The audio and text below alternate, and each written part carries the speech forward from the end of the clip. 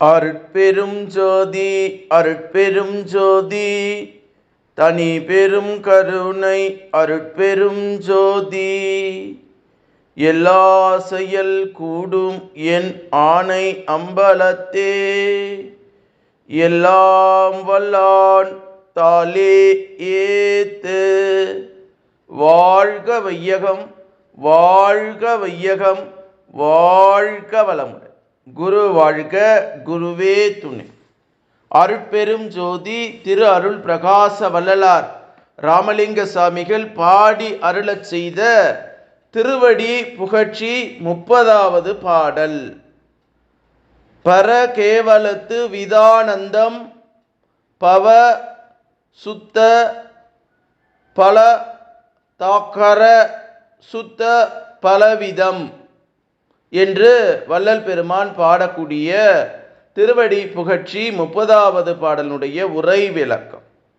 நம் பெருமாறின் சுத்த சன்மார்க்க அனுபவமெல்லாம் கழுத்துக்கு மேல் தலையெடுத்து வெளிப்பட்டு பெரும் பயன் வழங்குவது.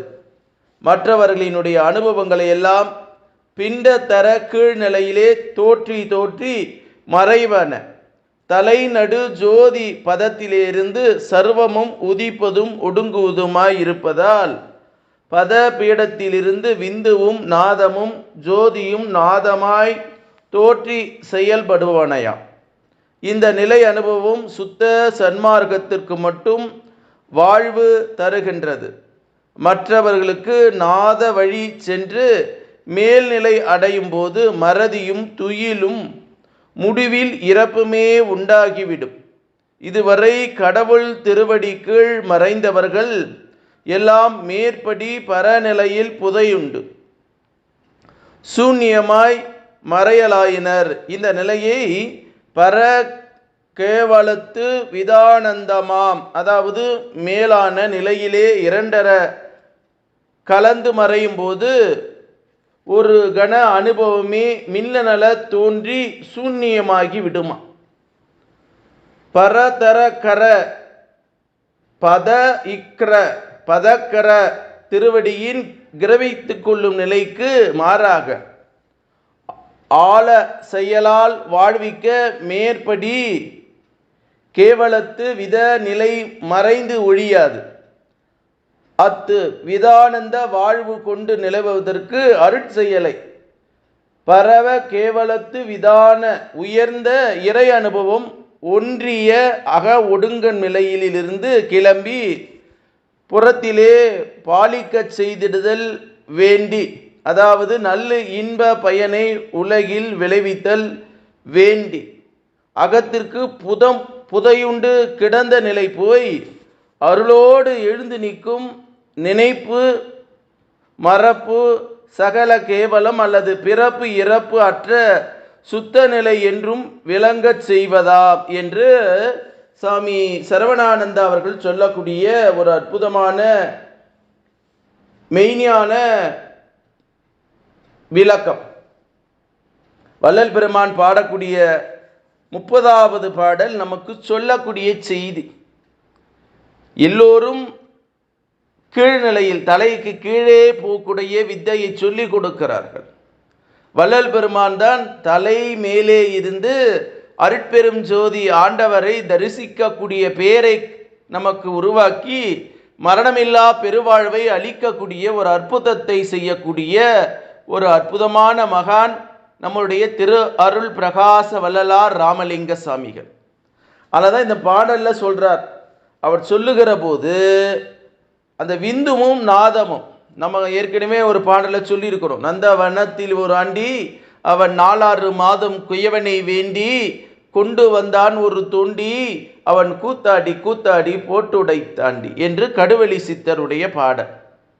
தாய் தந்தையர் உயிர் கலப்பு பெற்று அதோடு ஒரு குழந்தையாக வந்து மீண்டும் அந்த குழந்தை திருமணம் செய்து கொண்டு பருவ வயது வந்த பிறப்பு திருப்பும் அதற்கு ஒரு துணையை தேடி இதே பிறப்பு எடுப்பது தான் மனித ஜென்மமா, இதைவிட வேறு ஜென்மம் இல்லையா, சராசரியாக இயற்கையிலே நடக்கக்கூடிய வாழ்க்கை இது புற வாழ்க்கை.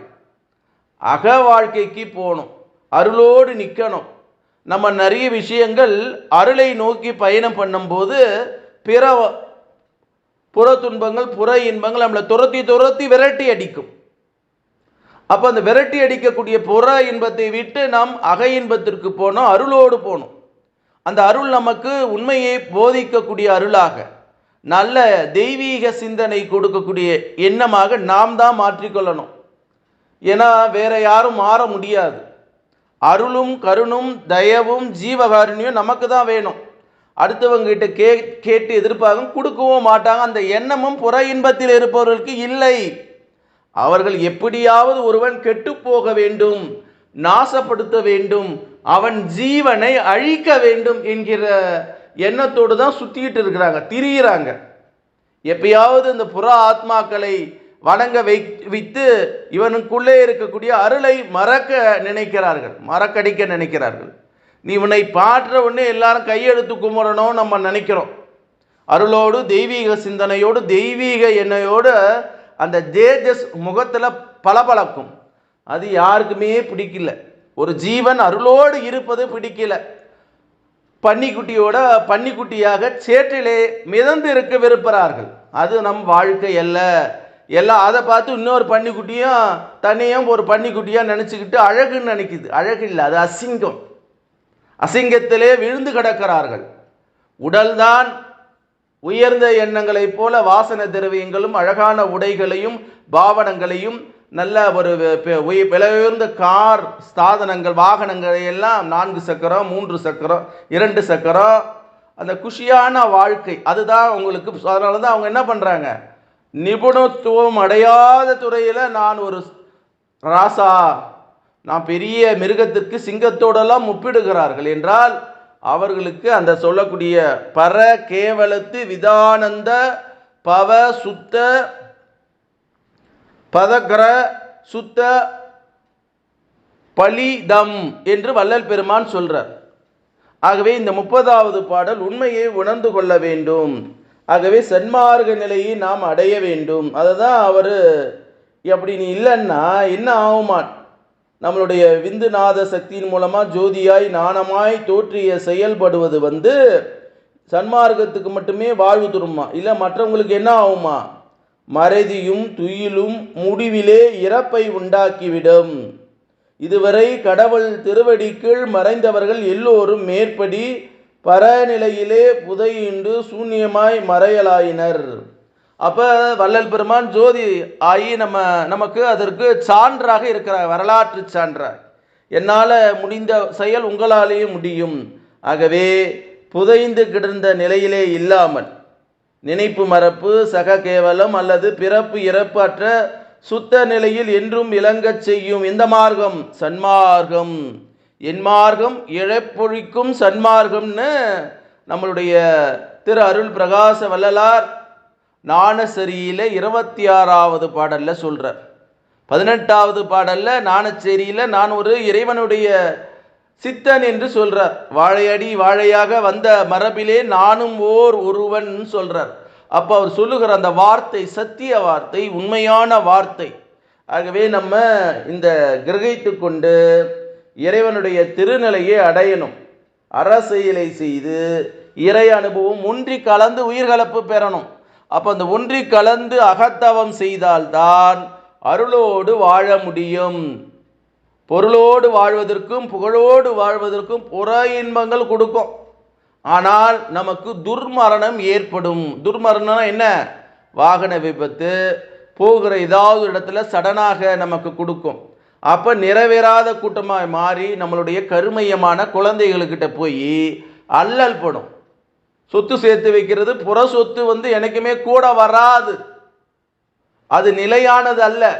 அக சொத்து தான் நிலையானது. இதை உணர்ந்து கொண்டு ஒவ்வொருவரும் இறைநிலையோடு ஒன்றி கலந்து உயிர்கலப்பு பெறணும். இன்னைக்கு இந்த தகவல் தொழில்நுட்பம் என்று சொல்லக்கூடிய சமூக வலைதளங்கள் வந்தவன கண்டவெல்லாம் பேசுகிறான். என்ன மாதிரி ஒன்றாலும் இருக்கலாம், எப்படி ஒன்றாலும் இருக்கலாம், அதையும் பார்க்குது. ஆபாச நிகழ்வுகளைத்தான் அதிகம் பார்க்குறாங்க. நான் எங்களை மாதிரி பேசக்கூடியவர்கள்லாம் அந்த வள்ளலாருடைய கருத்தெல்லாம் கேட்குறானா, அவனுக்கு கருமையத்தில் பதிவு இல்லை, சீக்கிரம் அவன் அழிய போகிறான், யார் ஒருவர் இறைவனோடு உயிர்கலப்பு பெறக்கூடிய அருளை பெறக்கூடிய மானிட ஜீவன்களுக்கு அற்புதம் நடக்கும்.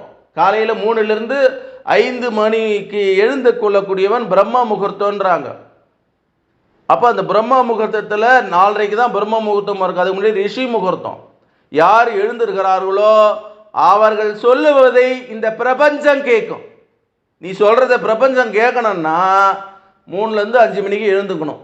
நீ எழுந்துக்காம நல்லா தூங்கி நல்லா கொழுத்து தின்னு போய் மாடு மாதிரி அலையறான் பார், அவெல்லாம் போராளி கிடையாது.